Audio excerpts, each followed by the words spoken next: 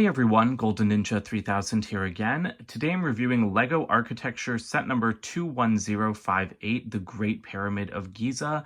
This has 1,476 pieces, and it's going to retail for $130 in the US when it releases on August 1st. I got this early from the UK website Zavvi.com. They are shipping a couple of the summer sets early to the US, and I'm really excited to get this one, because this is one of the only LEGO sets that actually depicts a historical monument the way it would have looked when it was first built. When the LEGO Colosseum released a couple of years ago, people were, wondering if LEGO would depict the complete thing, how it would have looked back in the time of the ancient Romans. But of course they didn't, because the Colosseum as we know it is like half destroyed. So I think it's really interesting that LEGO, in this case, chose to represent the pyramid how it looked like, 4,500 years ago, back when it was like shiny and white and like all like cased with limestone and everything. And they've actually taken it a step further, and they've built out like a complete little village and river and everything here on the base.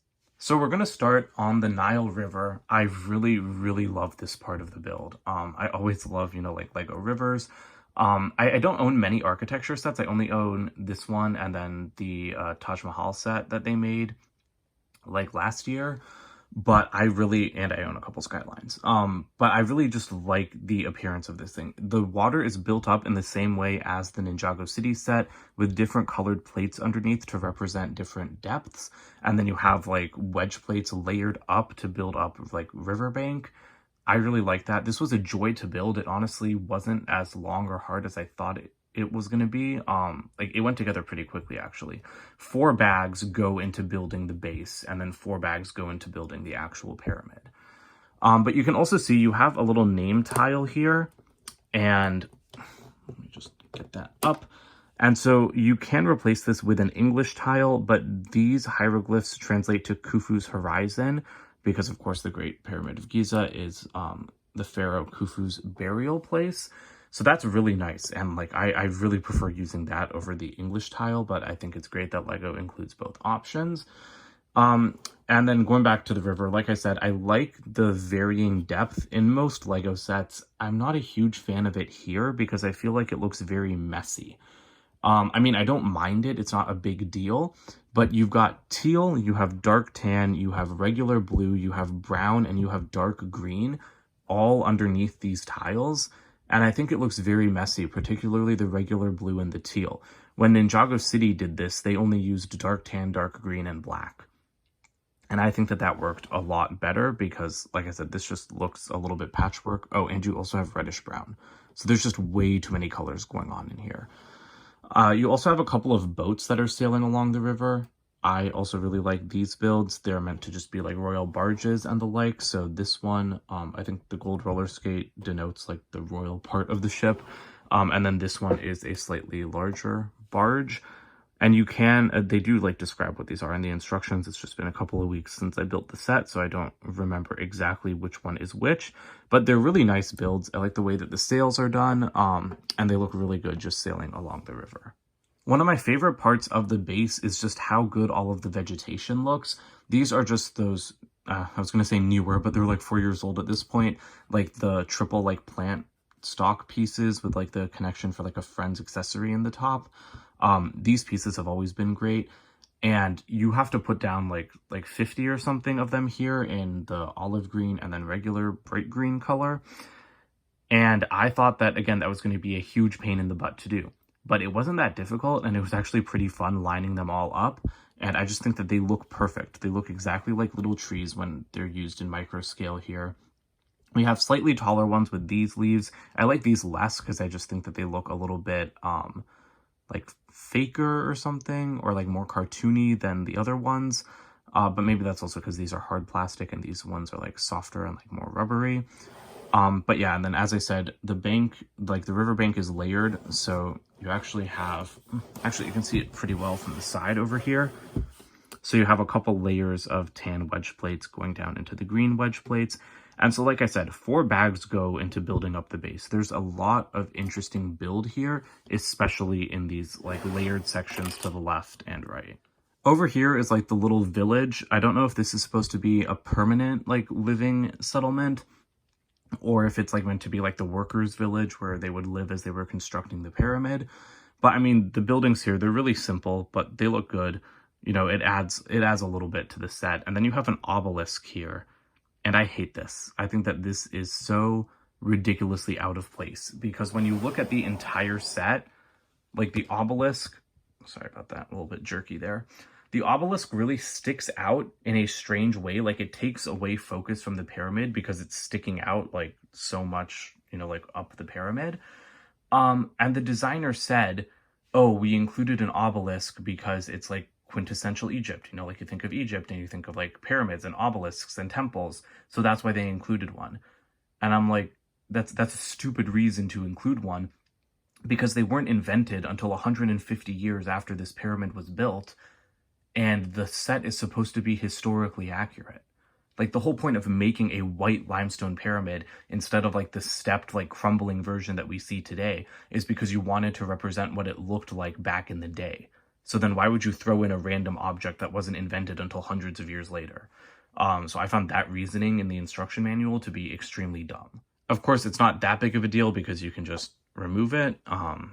I might remove it actually. I usually don't like modify official Lego sets when I put them on display, but I really don't think this looks good. And I mean, like, they could have at least printed it with hieroglyphs or something. Because yeah, there are no stickers in architecture sets. But you do have a couple of other structures here. So you do have these smaller pyramids. In real life, there are 3 smaller pyramids. I believe they were for the queens, or like the wives of the pharaoh. You can't really get into these. Like, I mean, you can pull pieces off and there are coffins inside there with just like those little, it's kind of hard to pick up the whole base, but here, like just these little ingot pieces used as sarcophagi. So that's cool. And again, I like having a little bit of interior detail, even though they don't really design for these pieces to be taken off. And these also look good. I get why they didn't include the third one, because it's like out of the scope of the set. It would be kind of like off to the side. But it is kind of weird to just have 2 when there's like supposed to be 3. I know I'm jumping around a little bit. I probably should have started from this area because it's on the river. But this is like the temple where they would receive the pharaoh's body, I believe. And they'd have to do like the funeral rites and everything. I really love these kind of like gear pieces used for detailing. Golden nano figure is always nice to see. Lego's using like those 1x4 panels here to make steps. They've used that technique before, but I always love seeing it because like these pieces aren't actually held in place. Like they aren't connected to anything. They're just kind of like slotted in. And I always find that to be a very interesting technique. And then the funeral procession can go up this like slanted ramp into the temple itself. And as they do, they pass a row of sphinxes. I think that these are pretty cool little builds because they're fairly recognizable, even in micro scale. Like you can, like if you just think for a second, you can tell what it is. And so I think that that's a very nice inclusion. And I also really like the entryway to the temple, or I mean to the pyramid. The pyramid itself, it's of course only half a pyramid. We don't like get a full pyramid in this set. You have to buy 2 if you want to do that, but I'll talk about that more in a little bit. And it's assembled exactly how you would expect, with just a bunch of sloped bricks. But it looks really, really good. It was interesting to build, but I am just like obsessed with it because I like large, smooth Lego sets because you don't expect like smoothness from a studded brick system. And so when Lego makes large things that are so like elegant, I find it to be very fascinating, like visually and just like texturally. It's interesting. And of course, you know, like this has a gradient. These slope pieces don't line up perfectly with each other. It's not like this is a completely smooth surface, but it's pretty cool. And like you get that little like rattle if you like run a finger up and down it. And it looks great, you know, again, like there's no other way to build a pyramid in Lego. You've got the white, which isn't how we're used to seeing the pyramids, but I think it's really cool because, you know, like I never think about how the pyramids were just like gleaming white monstrosities, and they were like the tallest buildings on Earth for like thousands of years, not hundreds of years. And then of course it's tapped off with the golden capstone.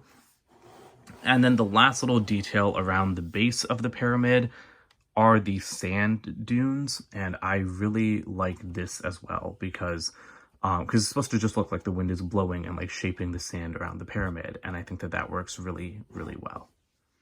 And then finally turning it around at the back, you can see some weird stuff going on here. I immediately just think that this looks like a man, like falling back and throwing his arms up in the air, like slipping on a banana peel. But that's not what it is. These are the ventilation chambers leading out of the king's burial chamber. So that is where Khufu's sarcophagus lies. And then the rest of this is just like entryway. Like this is how you move through the pyramid. I believe this would be the queen's chamber down here.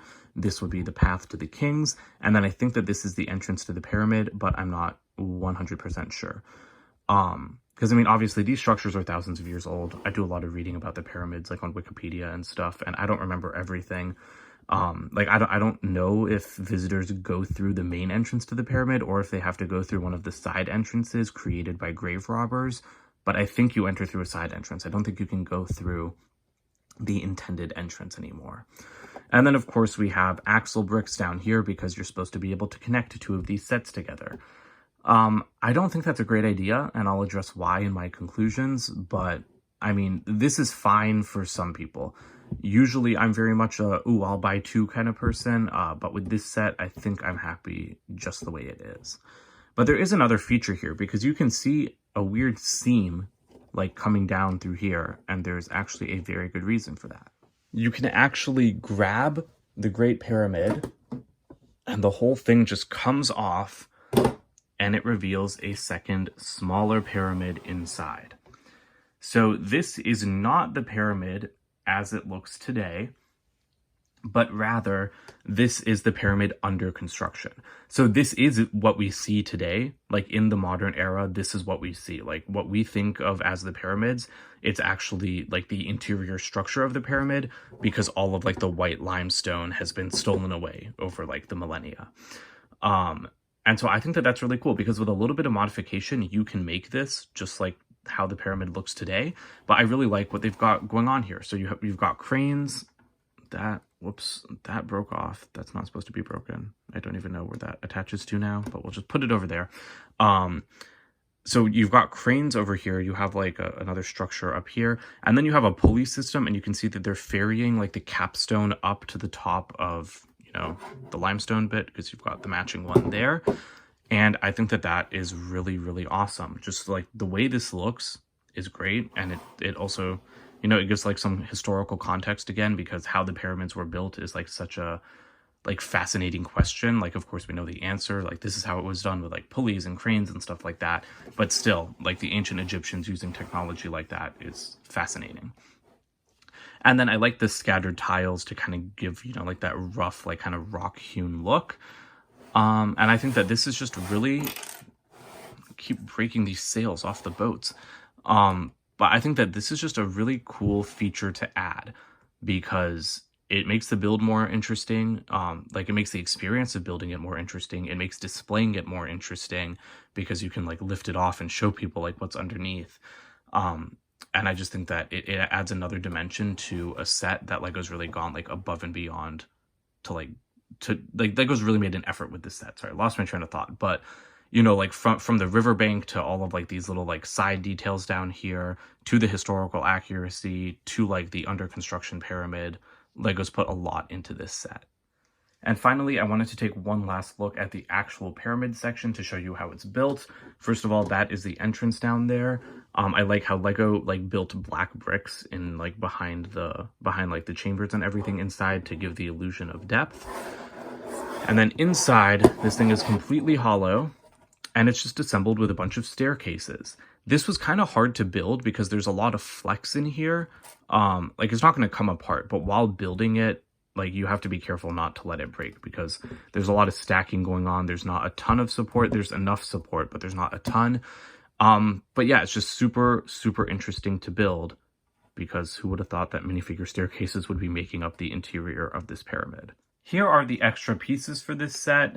This is the English name tile. Again, great inclusion. And then this is actually a little pamphlet. I guess this would belong more in the instructions area, but this is a little pamphlet about how Lego is transitioning away from plastic to paper-based packaging, and you're going to start to see a mix in their sets. I also got this in my Starry Night and Optimus Prime sets, and I think it's very stupid because Lego has not started transitioning to paper packaging. I don't know why they're including these pamphlets if they don't actually have paper in these sets. I don't know, it just seems like more false advertising to me because Lego's been talking about paper bags since, like, they said they'd start showing up in 2021. They've only shown up in one employee exclusive set. And so I get that whatever, in like a year from now, production runs of this set might have paper bags, but I don't think that they should be including the pamphlet when no one's found a paper bag in the wild.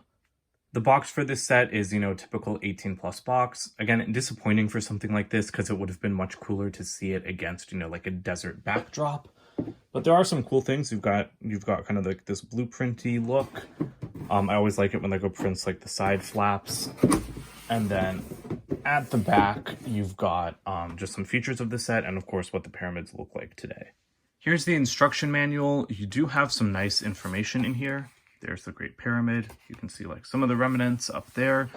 And like, this is what I really like about architecture instruction manuals. I love finding out more about, you know, what they're depicting and of course, like the actual design process. This is particularly helpful, kind of like showing you, kind of just like walking you through the entire set.